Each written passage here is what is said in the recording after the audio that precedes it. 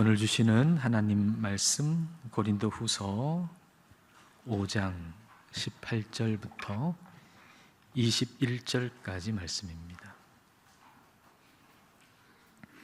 우리 한 절씩 읽습니다. 모든 것이 하나님께로서 났으며 그가 그리스도로 말미암아 우리를 자기와 화목하게 하시고 또 우리에게 화목하게 하는 직분을 주셨으니 곧 하나님께서 그리스도 안에 계시사 세상을 자기와 화목하게 하시며 그들의 죄를 그들에게 돌리지 아니하시고 화목하게 하는 말씀을 우리에게 부탁하셨느니라.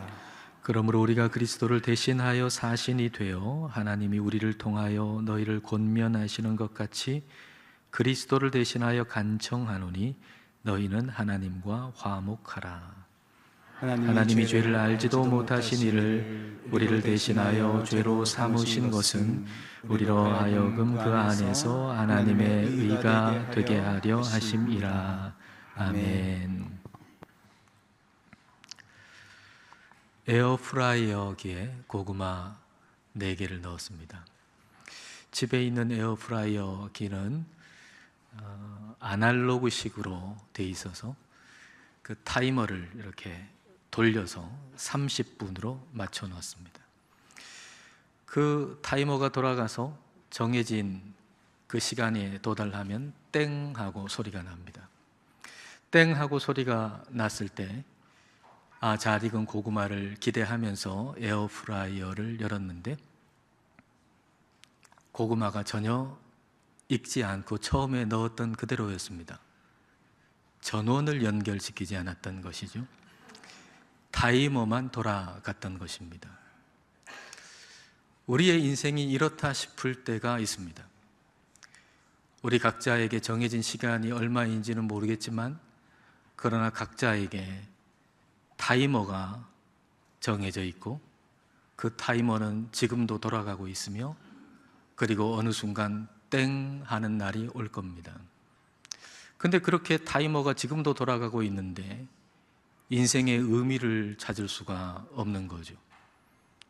그래서 하이데거 같은 철학자는 인생을 던져진 존재라고 말했습니다. 던져진 존재. 우리가 태어날 때 우리의 의지나 우리의 선택이 있었던가요? 그렇지 않잖아요.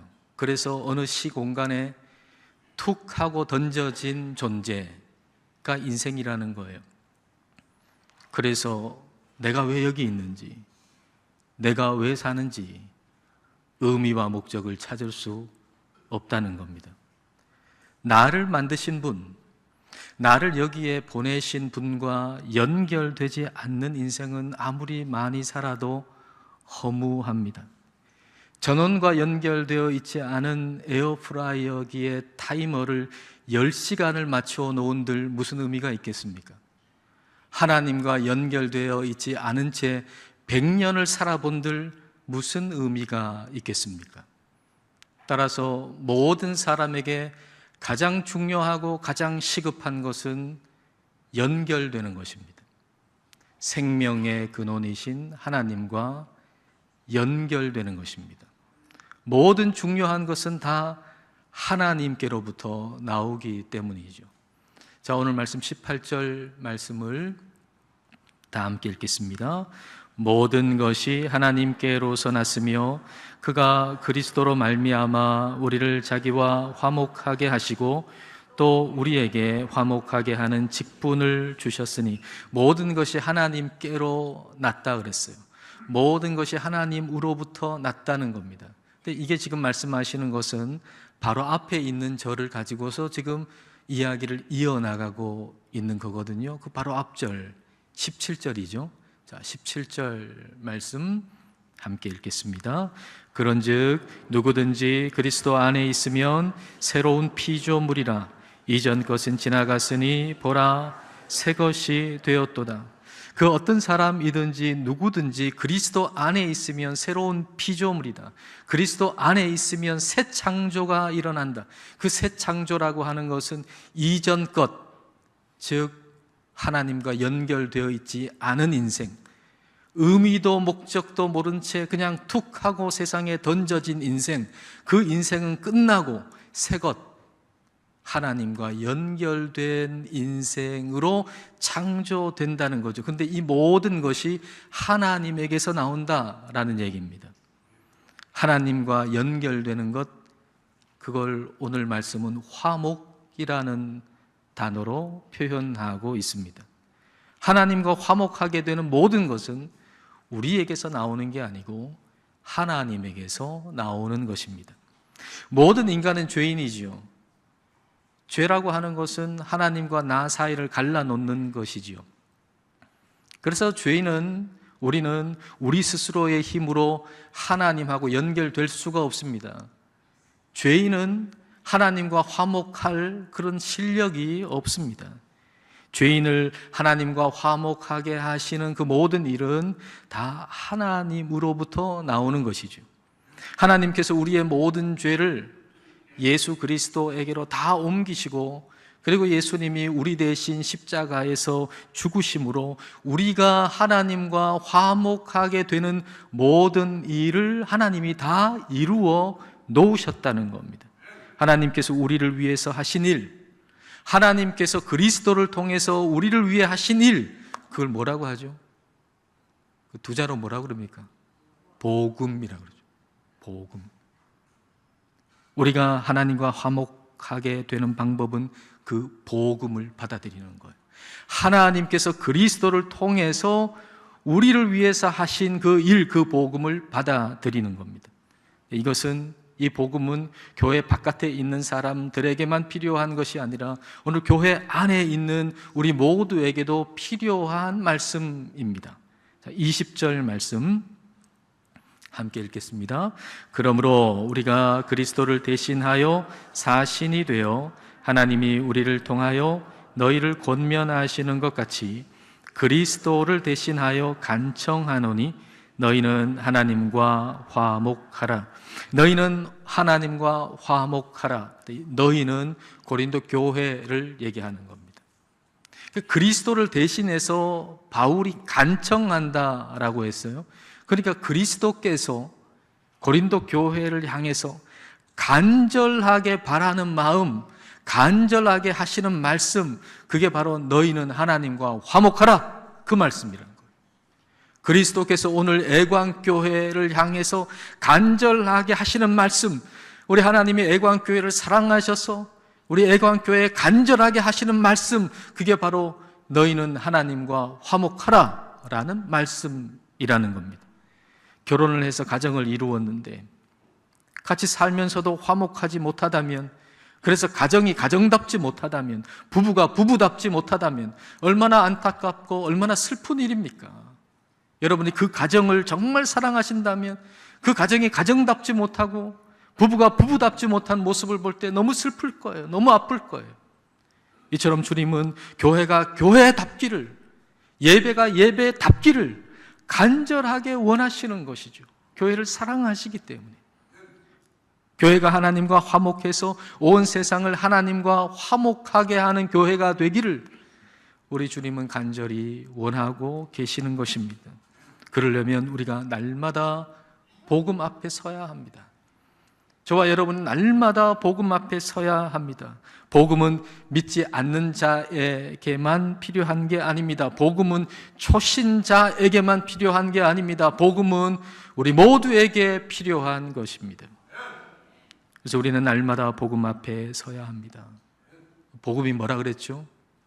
복음이 뭐죠? 하나님이 그리스도를 통해 우리를 위해서 하신 일, 그게 복음이에요. 근데 그 복음이 21절 말씀 안에 아주 잘 요약되어 있습니다. 자, 21절 말씀 같이 읽을까요? 하나님이 죄를 알지도 못하신 이를 우리를 대신하여 죄로 삼으신 것은 우리로 하여금 그 안에서 하나님의 의가 되게 하려 하심이라. 죄를 알지도 못하신 이가 누굽니까? 예수님이죠. 우리의 죄를 알지도 못하시는 예수 그리스도에게 다 덮어 씌우셨다, 그 말입니다. 왜 그렇게 하셨습니까? 그렇게 하신 이유가 뭡니까? 그리스도 안에서 우리가 하나님의 의가 되게 하시기 위함이라는 거죠. 예수님을 죄인인 우리처럼 되게 하신 것은 우리가 예수님처럼 되게 하기 위해서 그렇게 하셨다라는 말씀입니다.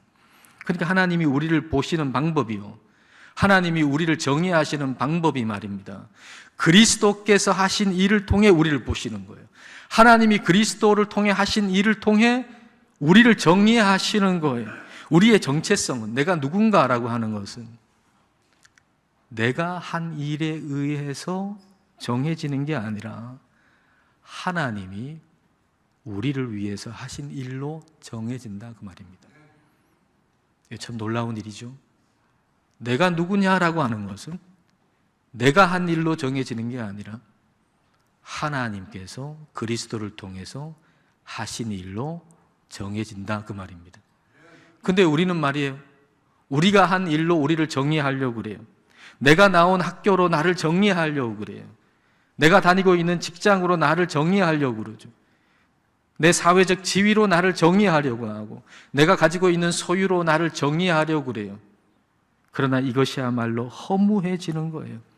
여러분, 세상적으로 성공하면 내가 존귀하게 되고, 내가 실패하면 내가 비천한 존재가 되나요? 여러분, 엄밀한 의미에서 세상에 성공한 사람이 누가 있습니까? 여러분 주위에 여러분 눈에 성공한 사람이라고 보이는 사람이 정말 성공한 사람입니까? 엄밀한 의미에서 이 세상에는 성공한 사람이 아무도 없어요. 아무리 높은 지위에 올라도, 아무리 많은 걸 소유해도 결국에는 죽음으로 그 모든 것이 정지되기 때문입니다. 그래서 내가 한 일로 나를 정의하고 살면 반드시 그 인생은 허무함에 빠질 수밖에 없는 거예요. 내가 한 일로 내가 누군지를 생각하고 살면 그 인생은 반드시 허무하게 돼 있어요. 영원하신 하나님이 나를 위해서 하신 일, 그 복음으로 나를 정의하고 살아야 인생에 의미가 생기고 인생에 목적이 생기는 겁니다. 그러므로 지금 하는 일이 잘 되든 안 되든 그거로 여러분을 정의하지 마십시오. 지금 여러분이 건강하든 병들었든 그거로 여러분을 정의하지 마십시오. 내가 누구냐라고 할 때 내가 한 일이 아니고 하나님이 그리스도를 통해 나를 위해 하신 일을 생각하십시오.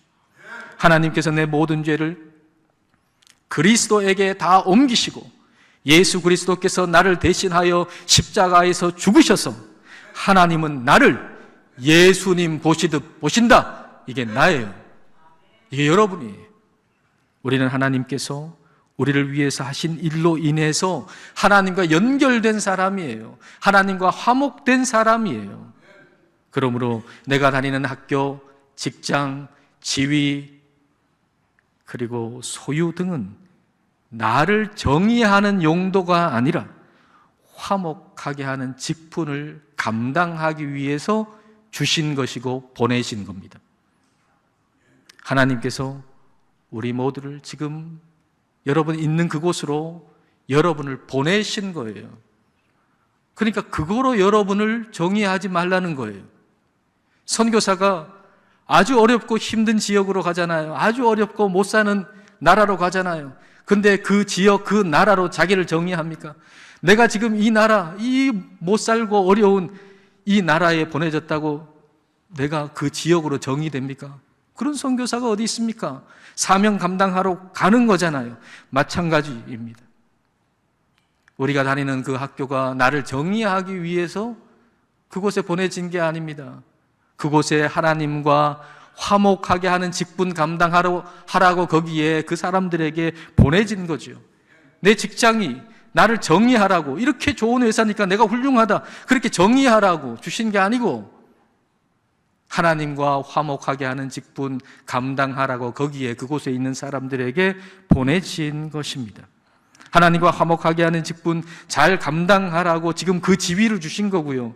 그리고 그 소유를 주신 것입니다. 우리는 이 세상에 그냥 툭 하고 던져진 의미도 없고 목적도 없는 인생이 아닙니다. 우리는 하나님과 연결되어 분명한 의미와 목적을 가지고 살아가는 사람이에요. 하나님과 화목하고 그리고 다른 사람들을 하나님과 화목하게 하는 직분자로 보내심을 받은 사람들입니다. 분명한 의미와 분명한 목적을 가지고 사는 사람들이죠. 자, 19절 말씀 함께 읽겠습니다. 곧 하나님께서 그리스도 안에 계시사 세상을 자기와 화목하게 하시며 그들의 죄를 그들에게 돌리지 아니하시고 화목하게 하는 말씀을 우리에게 부탁하셨느니라. 화목하게 하는 직분이라고 하는 것은 화목하게 하는 말씀을 전하는 겁니다. 화목하게 하는 말씀이 뭐예요? 그게 복음이죠. 복음이 뭐예요? 복음은 하나님이 그리스도를 통해 나를 위해서 하신 일. 그러니까 화목하게 하는 직분이라고 하는 것은 그 복음을 전하는 것, 그게 우리의 직분이라는 거예요. 저와 여러분의 직분이에요. 제일 중요한 직분이에요. 뭐 집사, 권사, 장로, 목사, 이거보다 더 근본적이고 가장 중요한 직분이에요. 이게 화목하게 하는 직분. 이 직분을 우리가 구원의 확신 없이 감당할 수 있겠어요? 하나님과 화목하게 하는 이 직분을 구원의 확신도 없는데 감당할 수 있겠어요? 여러분은 구원의 확신이 있습니까? 오늘 죽어도 천국에서 눈뜰 확신이 여러분한테 있습니까? 그런 구원의 확신이 만약 없다면 어떻게 하나님과 화목하게 하는 직분을 감당할 수가 있겠어요? 어떤 장로님이 주신 책을 가지고만 있다가 얼마 전에 펴보게 됐는데 그 책 안에 한 선교사님 얘기가 있더라고요. 이 선교사님이 1982년에 OM 선교회에 그 선교선이 있잖아요. 배, 로고스라고 이름 붙여진 선교선 배를 타고 이렇게 선교 복음을 전하는데 스리랑카로 갔대요. 스리랑카로 가가지고 어느 마을에서 이제 동네 사람들 모아가지고 이제 복음 전하는데 한 20명 모였더랍니다. 근데 그 중에 눈에 띄는 한 사람이 있는데 백인이 있더래요. 뭐 스리랑카 지역에 백인이 어떻게 있겠어요? 근데 백인이 그 안에 끼어 있는 거예요. 근데 복음을 전하고 예수님을 더 알고 싶은 사람 손 들어보라 그러니까 그 백인이 손을 들더랍니다. 그래서 그 선교사님이 그 백인 청년한테 이제 예수님에 대해서 더 얘기를 한 거죠. 이 사람은 영국 사람이고요. 학교 교사인데 인생의 의미를 찾을 수가 없더랍니다. 인생이 너무 허망하더래요. 그래서 히피족이 됐어요. 히피족 같은 그 모습 있잖아요. 히피족이 돼가지고 그냥 세상을 방랑하면서 이리저리 가다가 스리랑카라고 하는 나라로 왔고, 그리고 스리랑카 그 동네에 왔는데 한국에서 온 선교사한테 이 복음을 듣게 된 거예요. 그에게 복음을 전한 이 선교사가 이제 영국 청년하고 헤어졌을 거 아닙니까? 근데 그 다음에 그가 어떻게 됐는지 어떻게 알겠어요? 그런데 한 20년이 훨씬 더 지난 후 2009년이 됐는데 그 선교사하고 같이 그 현장에 있었던 다른 선교사가 그 선교선 배에 오른 신임 선교사들을 인터뷰를 하는데 그때 그 영국 청년하고 성이 똑같은 한 사람이 있더라는 거예요. 그 성이 너무 특별해가지고 기억을 하고 있었던 거예요. 그래서 그 이제 신임 선교사한테 내가 이 세상에서 당신하고 똑같은 성을 가진 사람을 딱 한 사람 알고 있는데 아무개를 알고 있느냐? 그렇게 얘기하니까 그가 대답하기를 예, 저희 아버지입니다. 그러더래요. 아니 지금 아버지 뭐 하고 계시냐? 라고 했더니 스위스에 있는 교회에서 담임 목사님으로 계십니다. 그렇게 얘기하더라는 거예요.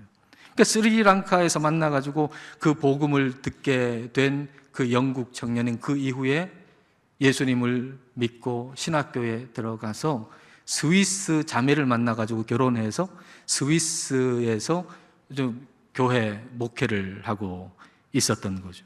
그리고 딸한테도, 태어난 딸이죠. 그 딸한테도 너 젊었을 때 선교 활동해야 돼. 복음 전해야 돼. 그 말 듣고 18살이 됐을 때 이제 대학 가는 거 잠시 미루고 그 복음 전하는 선교선에 타게 되었다는 겁니다. 이 선교사님이 이 사실을 그 영국 청년한테 복음 전했던 선교사님한테 알려줘서 그 선교사님이 알게 된 거예요. 그렇지 않았으면 어떻게 알겠어요? 그런 일이 얼마나 많겠어요? 복음을 전했는데 그 이후에 일어난 모든 역사를 우리는 모르잖아요. 그러므로 여러분 복음 전하고 나서 낙심하지 마세요. 계속 복음을 전하세요.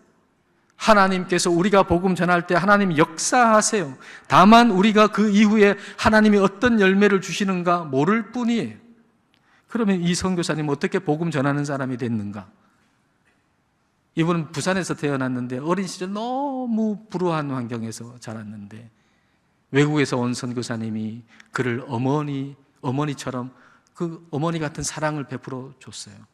그리고 복음을 받아들이고 예수님 믿게 되고, 그리고 교회 학교 교사로 이렇게 봉사하고 섬기게 된 거예요. 근데 어느 날 버스 안에서 복음 전하는 어떤 사람이 이분, 나중에 선교사님이 된 이분한테 와서 학생은 오늘 죽으면 천국에서 눈뜰 확신이 있는가? 그렇게 묻더래요. 근데 이분이 그 얘기를 듣고 너무 기분 나쁘더래요. 너무 기분이 나쁘더래요. 아니, 내가 교회 다닌 횟수가 얼마나 되는데, 난 고등학교 때부터 교회 학교 교사로 섬겼는데, 나는 선교사님을 어머니처럼 모시고 살았는데 그런 나한테 그런 말을 하다니 너무 하루 종일 너무 기분 나쁘고 너무 언짢았더라는 거예요. 근데 가만히 생각해 보니까 머리로는 알겠는데 확신이 없더래요. 내가 정말 죽으면 천국 갈 수 있는가? 나는 천국 갈 수 있는가?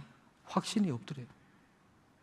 그렇게 그 질문이, 당신 오늘 죽으면 천국 갈 수 있는가 하는 질문이 계속 이 마음속에 있다가 이제 수양회를 가가지고 거기서 말씀과 기도를 통해서 구원의 확신을 얻게 되었다라고 하는 거죠.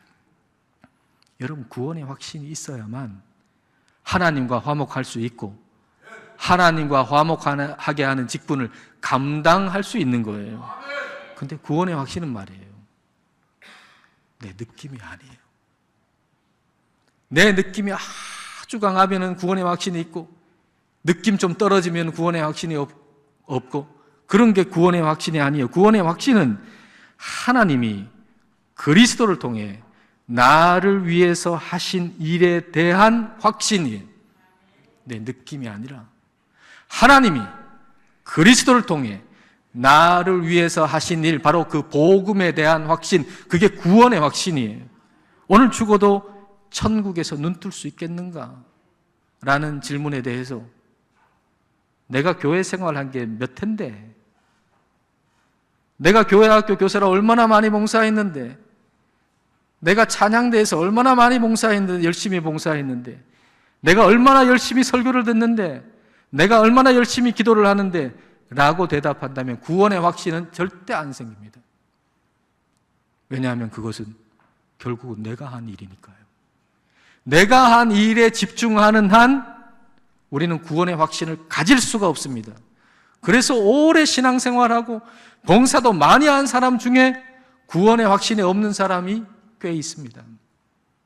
왜? 내가 한 일을 자꾸 생각하니까. 내가 교회 다니는 횟수 자꾸 생각하니까. 봉사 얼마나 열심히 했는데 자꾸 내가 한 일을 생각하니까. 내가 한 일을 생각하는 한 구원의 확신이 생길 수가 없는 거예요. 구원의 확신은 하나님께서 나를 위해서 하신 일에 대한 확신이에요.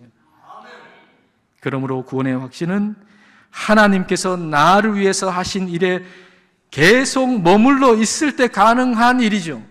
구원의 확신은 하나님이 그리스도를 위해서, 통해서 나를 위해서 하신 일, 그 복음에 계속 내 생각과 마음이 머물러 있을 때 생기는 게, 그게 구원의 확신이에요. 구원의 확신은 복음에 정주해야 생기는 겁니다. 옛날 수도원 공동체에 들어갈 때 정주서약을 하잖아요. 정주서약이라고 하는 것은 그곳에 평생 머물겠다는 서약이거든요. 근데 정주서약을 하지 않을 때 어떤 일이 생길까요? 그 공동체에 들어갔다가 조금이라도 어려운 일 생기면 그곳을 떠날 생각부터 먼저 할 겁니다. 여기밖에 없나? 아이고, 저쪽 가면 되지 뭐. 그런 마음이 생기면 그곳에서 일어난 그 일로 인해서 내 안에 생겨야 할 인내가 생기지 않습니다. 그 인내가 생기지 않으면 그 인내를 통해서 내 영혼에 깊은 영적 뿌리를 내릴 수 있는데 영적 뿌리를 내리지 못하는 겁니다. 정주서약이 없으면 믿음은 자라지 않습니다. 영적으로 성숙해질 수 없습니다. 정주서약을 해야만 우리는 믿음이 자라고 그리고 영적으로 성숙해지는 것입니다. 하나님과 화목하라는 것은 하나님 안에 거하겠다는 정주서약을 하라는 그 말입니다. 하나님이 나를 위해서 한 일, 그 복음 안에 내가 계속 머물겠다라고 하는 서약을 하라는 거예요. 내가 누군지를 정의할 때도 하나님이 나를 위해서 하신 일로 정의하라는 거죠. 내가 한 일로 나를 정의하지 말고 그 어느 순간에도 하나님이 나를 위해서 하신 일, 그 복음으로 나를 정의하라는 거예요. 삶의 모든 것이 다 흔들릴지라도 하나님이 그리스도를 통해서 나를 위해서 하신 일, 그것만은 확신을 가지고 붙들라는 겁니다. 이게 하나님과 화목하는 거고, 이게 구원의 확신이에요. 이게 정주하는 신앙이에요. 이게 온 신앙이에요. 온 신앙. 계속 복음과 연결되어 있는 신앙. 계속 복음과 연결되어 있는 신앙. 여러분, 온, 오프 계속 반복하면 되는 일 없습니다. 이 세상에서도 말이에요. 온, 오프 계속 반복해 보세요. 되는 일 없어요. 주일에 잠시 하나님과 온 했다가 월요일에 오프 하는 것을 매주일 반복한다면 10년 교회 다녀도 구원의 확신 생기지 않습니다. 정주서약을 하고 계속 복음 안에 머물러야 됩니다. 내가 주님 안에 일평생 머물겠습니다. 이 정주서약을 해야 합니다. 하나님이 나를 위해서 하신 일, 그 복음 안에 계속 머물 때 그때 우리에게 구원의 확신이 생기는 거예요. 하나님과 화목하게 되는 거예요. 그리고 하나님과 화목하게 하는 직분을 감당할 수 있는 것입니다. 여러분, 우리는 의미도 목적도 없이 툭 하고 세상에 던져진 존재가 아니에요. 우리는 하나님과 연결되어 하나님과 화목하고 그리고 사람들을 하나님과 화목하게 하는 직분 감당하려고 이 땅에 보내진 사람들입니다. 하나님과 화목하십시오. 그리고 하나님과 화목하게 하는 직분 잘 감당하시기를 주님의 이름으로 축복합니다. 기도하시겠습니다. 이 시간에 내가 한 일 말고 하나님이 나를 위해서 하신 일, 하나님이 그리스도를 통해 나를 위해서 하신 그 일, 그 복음을 생각하십시다. 십자가 복음 안에 정주할 것을 서약하십시다. 보내신 곳에서 하나님과 화목하고 하나님과 화목하게 하는 직분 잘 감당할 수 있기를 이 시간 함께 기도하시겠습니다.